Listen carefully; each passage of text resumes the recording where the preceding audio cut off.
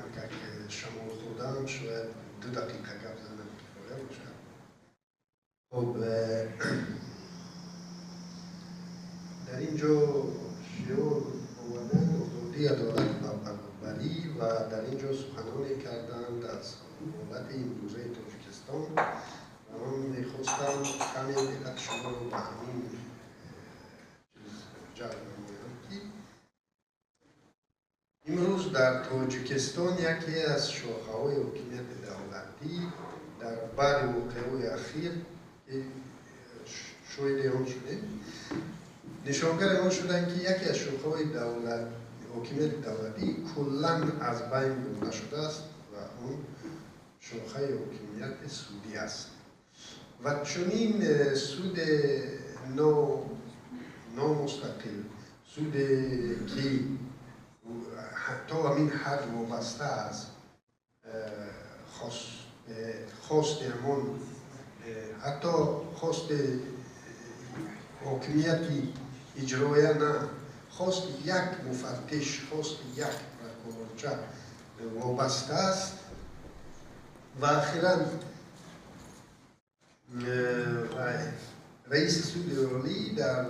نشست مربوطیش میگوید که در نیم سال از 5008 پرونده جنایی که به سود ارسال شد یگان حکم سفید نشده است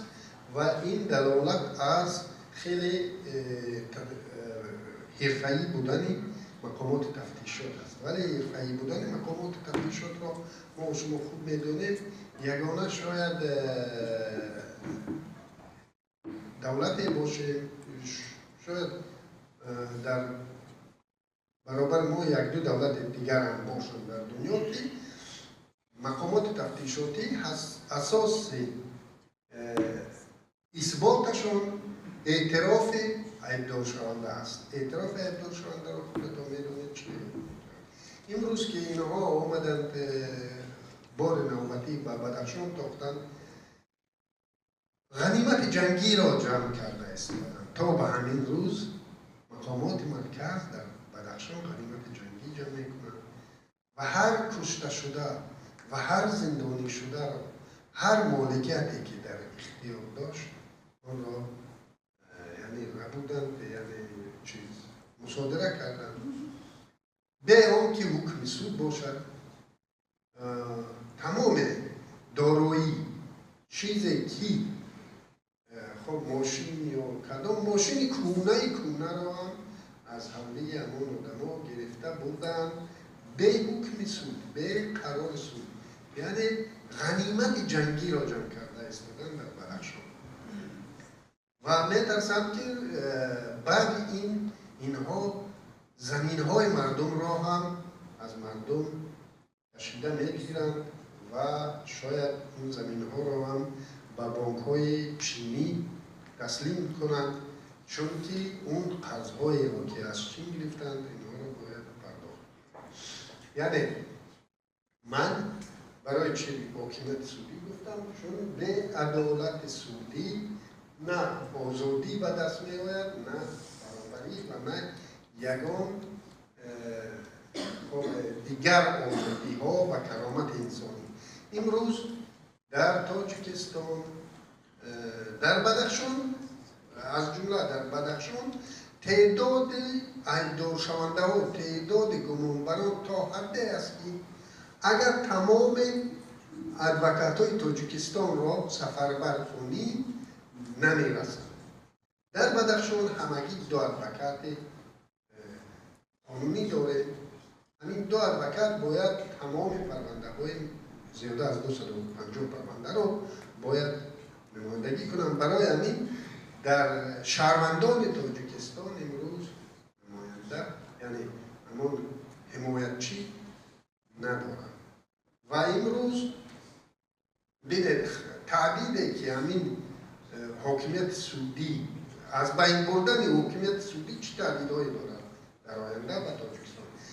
و اون حرفه‌ای بودن مقامات حرفه‌ای بودن مقامات تفتیشاتی به چه آورده میرساند؟ چون این مقامات تفتیشاتی که اساسش اعتراف ایدار شونده است، امروز همه نیرویش را بر علیه، یعنی با انگیزه های سیاسی پیش برده ایستاده و شاید در چند سال نزدیک ما شاهد به اوج اعلی رسیدن جنایتکاری واقعی شدیم در تاجیکستان، چون که مقامات تفتیشاتی به جز اعتراف ایدار شونده دیگر یگان حرفه‌ایت ندارند و جنایتکار واقعی چقدر شکنجه هم نشود او به جنایتش اعتراف نمی کند. او نمیگه که من کشتم، من دزدیدم، من غارت کردم، هر چنده او را شکنجه نکنیم. یعنی و علاوه بر این زندانهای تاجیکستان از ابتدا از سلفی ها، بعد از نهضتی ها، بعد از پامیری ها پر شده است. پامیری هم امروز یک تشکیلات سیاسی شده است، چون هر دفعه که مثال هر ایدار شونده ای که در تاجیکستان بجز فرض کردیم حزبی ها میگویند از او دفاع میکردند. یعنی جامعه مدنی تاجیکستان یک روزنامه‌نگار یگان کس صدا بلند میکرد، اگر او نهضتی نمیبود، اگر او سلفی نمیبود، در برابر دیگر آدما کم کم گپ زدن ممکن بود و ادوکات هم راحت‌تر از این پرونده ها یعنی نمایندگی میکرد. از نهضت و از سلفی و امروز از پامیری دفاع کردن هیچ کس نمیخواهد، چون این هم یک تشکیلات سیاسی شد، پامیری بودن. برای همین این خیلی نگران کننده است و ما باید هر کاری کنیم که مقامات سعودی مستقل کرده. این وقتی که برای بچه و برادران گفتن اولین درجه مثلا کسی که به سر قدرت نماید، کسی که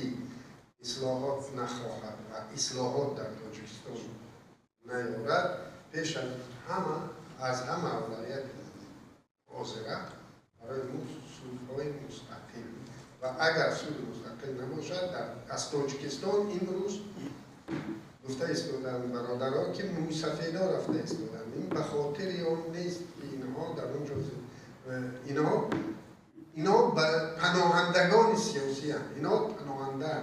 اینها پناهگاه خود را در روسیه پیدا کردنی هم و اینها گریخته ایستادن از همین حالتی که حالت فشار و تعقیبی که نسبت تمام شهروندان جاری شده است، اینها از این گریخته ایستادن و اگر هرچه زودتر این وضع بهبود نیابد ما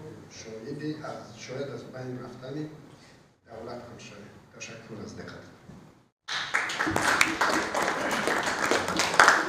تشکر زیاد استاد علیم شیرزمان بودن، معاون اول رئیس پیمان ملی تاجیکستان.